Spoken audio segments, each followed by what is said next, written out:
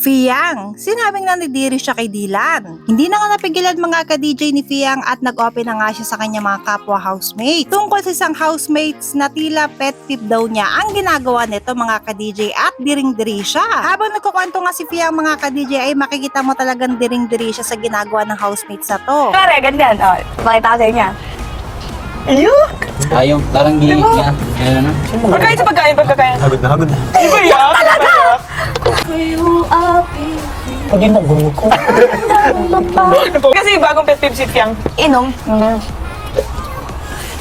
Or una yung dila. Pag yun ang gulong ko. Tayo naman nandito eh. Ay! Alam ko na din. Sabi ko, ano yun? Sabi ko, anak ka diri. Tama nga. Ano, si D?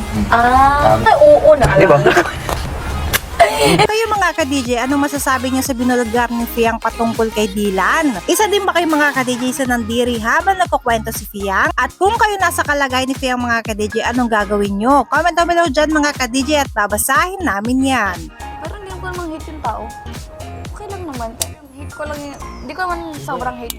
Ayaw kuyog ka mo. Pero ganun lang sa kanya. Yung pet peeve unlock ko lang. Panawagan mga ka-DJ, nominated si Fiyang kaya ito na yung pagkakataong isave mo siya. Narito ang exact instructions para makaboto ka. Huwag mo kakalimutang isave siya.